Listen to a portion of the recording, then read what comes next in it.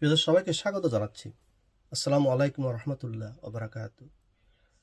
চিন্তা করুন, ড্রাইভার যদি কোটিপতি হয় তাহলে বসের অবস্থা কি? প্রিয় দর্শক, বাংলাদেশে এখন এক কঠিন প্রতিযোগিতা চলতে, সেই প্রতিযোগিতার নাম হলো দুর্নীতির প্রতিযোগিতা। কে কত বেশি দুর্নীতিবাজ, কে কত বড় নেতা, সেটা এখন বিবেচ্য বিষয় নয়। এখন বাংলাদেশে এমন একটা অবস্থা হয়েছে যে দুর্নীতি আর মাটিতে নেই, দুর্নীতি এখন আকাশে উঠতেছে। এবং কেউ যখন দুর্নীতি করে তখন গর্ব করে তার পক্ষে আবার সাফাই গায়। আমরা যে কথাটি বলছিলাম, গত ইউনিশ সরকারের আমলে আসিফ মাহমুদ সাহেব ছিলেন সবচেয়ে বিতর্কিত ব্যক্তি এবং সবচেয়ে ক্ষমতাধর ব্যক্তিও বটে, যিনি সকালবেলা নাস্তা করতেন ওয়েস্টিনে হাঁসের মাংস দিয়ে। যে ছেলে তার 1 বছর আগেও তার পকেটে 5 টাকা ছিল না এবং সেই ইউনিভার্সিটিতে যেত টেম্পুতে করে, এবং সেই যখন উপদেষ্টা হলেন তার বিরুদ্ধে এখন কোটি কোটি টাকার অভিযোগ।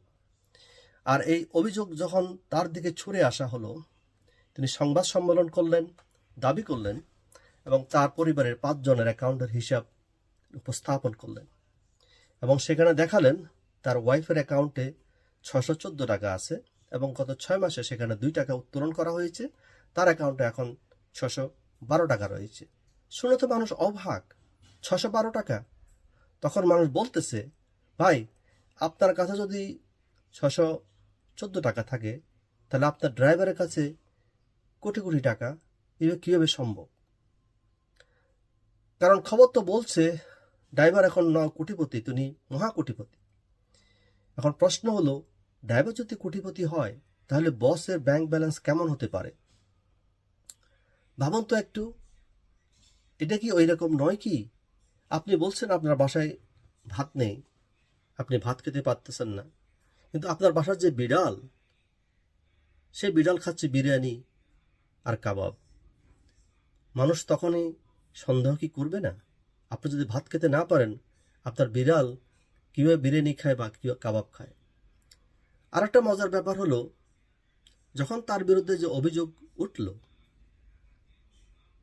তখন তিনি বেমালুম অস্বীকার করলেন এবং বিএফআই এর বিরুদ্ধে হুঙ্কার ছাড়লেন যে যদি তার বিরুদ্ধে তদন্ত করা হয় তাহলে আন্দোলন করবেন। তো আপনি যদি নিরপরাধ হয়েই থাকেন তাহলে কেন আন্দোলনের হুমকি দিলেন? কারণ আপনারা তো মব বাস, মব দিয়ে কি সব কিছু জায়েজ করা সম্ভব? যে মানুষ দুর্নীতির তদন্তের কথা শুনে আন্দোলনের হুমকি দেয়, মবের হুমকি দেয়, ভাবটা এমন যে পুলিশ চোরকে জিজ্ঞেস করছে, তুমি কি চুরি করেছ? চোর বলছে, আমি চুরি করি নাই, কিন্তু আমাকে জিজ্ঞাসা করলে আমি কিন্তু মিছিল বের করব, আমি কিন্তু মব করব, আমি কিন্তু আন্দোলন করব। এবং সে একই মানুষ আবার সংবাদ সম্মেলন করে সেখানে তার পক্ষে সাফাই গাচ্ছেন এবং নিজকে নির্দোষ প্রমাণ করতেছেন।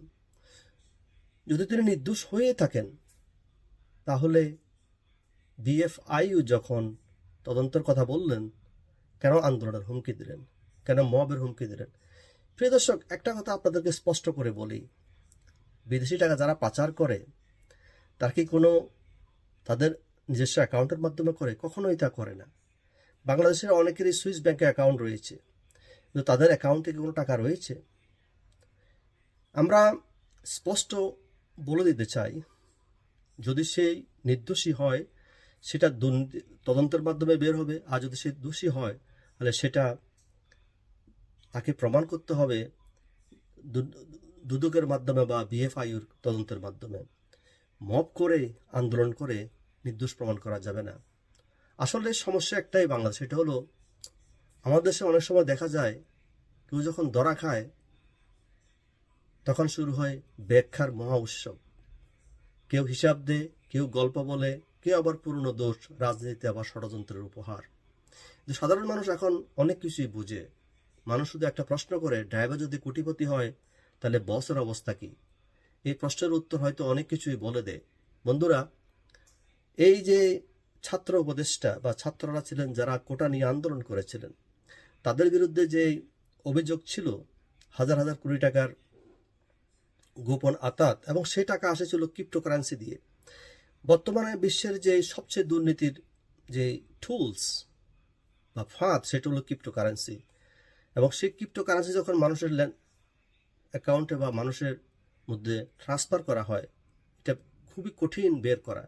এবং সেই ক্রিপ্টোকারেন্সির মাধ্যমেই তারা হাজার হাজার কোটি টাকার মালিক হয়েছেন। পুরো একটা ছাত্র সমাজকে ধ্বংস করে দেওয়া হয়েছে, প্রিয় দর্শক। আর আজকে যারা দুর্নীতির কথা বলেন বা দুর্নীতির বিরুদ্ধে কথা বল, তারাই দুর্নীতি করে হাজার কোটি টাকা মালিক হয়েছেন। আবার তাদেরকে নিজেকে নির্দোষ প্রমাণ করার জন্য উঠে পড়ে লেগেছেন। আবার যখন তদন্তের কথা বলে, তখন তারা আন্দোলনের হুমকি দেন, মবের হুমকি দেন। এই হলো আমাদের বাস্তবতা, প্রিয় দর্শক। আমরা জনগণের পক্ষ থেকে স্পষ্ট বলে দিতে চাই, এই দুর্নীতিবাজ ইউনূস সরকার যত উপদেষ্টা, ইউনূস সহ সবার বিরুদ্ধে তদন্ত করতে হবে, এবং সেই তদন্তের মাধ্যমে তাদেরকে নির্দোষ প্রমাণ করতে হবে। মব করে, আন্দোলন করে কাউকে নির্দোষ প্রমাণ করার কোনো সুযোগ নেই, প্রিয় দর্শক। বন্ধুরা, আজকে ভিডিওটি এখানে শেষ। যদি ভালো লাগে লাইক দিন, শেয়ার করুন, এবং আপনি কমেন্টস করে জানান তাদের এই দুর্নীতির নির্দোষ প্রমাণের যে বিলাপ, সেটা আপনার কেমন লাগছে। প্রিয় দর্শক, আজকে এই পর্যন্তই। বাই, আসসালামু আলাইকুম ভাই।